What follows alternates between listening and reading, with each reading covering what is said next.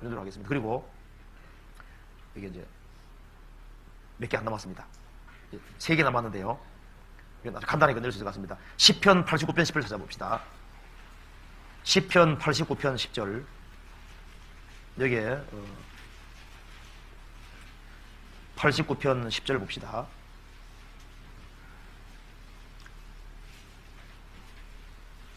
(89편 10절) 말씀에서 라합을 애굽으로 표시한 것은 무슨 일입니까? 89편 10절에 주께서 라합을 살육당한 자 같이 파쇄하시고 주의 원수를 주의 능력의 팔로 흩으셨나이다. 주께서 라합을 1번 해놓고 뭐라 했습니까? 애굽이라 했죠? 애굽을 살육당한 자 같이 파쇄 부수시고 주의 원수를 주의 능력의 팔로 흩으셨나이다. 여기에 왜 라합인데 애굽이라고 되어 있냐 그 말입니다. 라합을 애굽으로 표시한 이유가 무엇입니까? 라합이 애굽이니까요. 근데 왜 라합을 애굽이라고 그러냐면 찾아봅시다. 욥기 26장 찾아봅시다. 원래 이 라합이 사탄의 그림자입니다. 용 마귀 그림자거든요. 욥기 26장 12절 보세요. 그는 권능으로 바다를 흉룡케 하시며 지혜로 라합을 쳐서 파하시고 그 신으로 하늘을 단장하시고 손으로 날린 뱀을 찌르시나니, 이 라합이라는 것이 바다 속에 역사하는 괴물을 가리키는 거거든요. 그 사탄의 그림자입니다. 그리고 여기에 용의 그림자거든요. 용. 이사야 3장 찾아봅시다. 이사야 30장.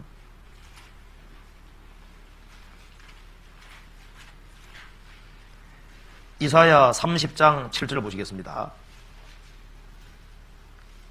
7절에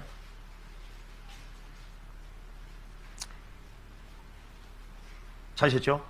애굽의 도움이 헛되고 무익하니라. 그러므로 내가 애굽을 가만히 앉은 라합이라 일컬었느라 나와 있죠. 애굽을 가만히 앉은 라합이라 일컬었다. 애굽을 라합이라고. 이사야 51장 찾아봅시다.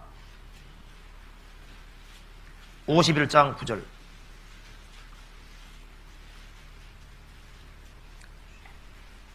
구절에 같이 읽어봅시다. 여호와의 팔이여 깨소서 능력을 베푸소서 옛날 옛시대에 깨신 것 같이 하소서. 라합을 점이시고 용을 찌르신 이가 어찌 주가 아니시며. 됐습니다. 여호와의 팔이여 깨소서 능력을 베푸소서 옛날 옛시대에 깨신 것 같이 하소서. 라합을 점이시고 용을 찌르신 이가 어찌 주가 아니시며. 용이 이 바다에 역사하는 그 라합은 사탄의 세력이고 이게 마귀고 용 가리키는 겁니다. 용. 근데 왜 애굽을 라합이라고 그러냐고 말입니다. 이스라엘 민족을 에집트가 꽉 붙잡고 있었죠. 그 에집트 파로 왕이 누구 그림자예요? 이 사탄 마귀 그림자입니다. 그래서 이 에집트를 하나님께서 라합이라고 한 이유는요, 에집트가 마귀 역할을 했기 때문에 한 얘기인 거예요. 하나님께서 에집트를 아주 박살낸 것은요, 이 바다 역사하는 용, 마귀, 용을요, 하나님이 박살낸 걸 가리키는 겁니다. 그러니까 이 사탄의 세력을 쳐부시고 이스라엘 민족을 건져내셨기 때문에 이 라합하고 애굽하고 연결시켜 놓은 거예요. 이스라엘 민족을 붙잡고 안 놔준 이것이 뭐예요? 이것이 사탄의 세력이었던 겁니다. 그래서 하나님께서 에집트 파라오 왕을 치고 에집트를 쳤지만 사실 누굴 친 겁니까? 마귀 세력을 박살낸 거예요. 그래서 라합을, 애굽을 가만히 앉은 라합이다. 사탄의 세력 때문에 이런 표현이 나오는 겁니다. 이거 이해되시는가요? 이해되시죠? 이 라합이 바다 속의 역사는 괴물이기 때문에 그게 마귀 가리키는 겁니다. 마귀. 용 가리키는 거, 용. 그렇게 하면 되겠고요. 그 다음에 이제 멜기스덱과 예수님의 관계를 알고 싶습니다. 멜기스덱이 예수님입니다. 이렇게 되어 있죠. 창세기 14장에 아브라함이 전쟁을 이기고 돌아오니까 멜기스덱이 나타났습니다. 멜기스덱이 나타났는데 이 멜기스덱이 지금도 보신 하나님의 제사장이라고 되어 있습니다. 그래서 멜기스덱이 아브라함을 떡과 포도주 축복해 주셨습니다. 그 다음에 모세 시대 때, 아브라함 이후 500년 지나서 모세 시대 때 하나님께서 모세형 아론을 세우시고 제사장 제도 주셨습니다. 그런데 제사장 제도를 주고 난 이후에 또 500년이 지나서 하나님께서 다윗을 세웠습니다. 다윗 입을 통해서 시편 110편에서 말씀하기를 너는 멜기세덱의 반차를 쫓는 영원한 제사장이다 이렇게 말했습니다. 그런데 모세 시대 때로부터 해서 예수님 오실 때까지 한 1500년 정도 레위 지파를 통해서 제사장이 있었는데 왜 이거보다 훨씬 이전 500년 전에 멜기세덱의 반차 쫓는 영원한 제사장이 예수님이라고 했냐 그 말입니다. 이건 그림자에 불과하다.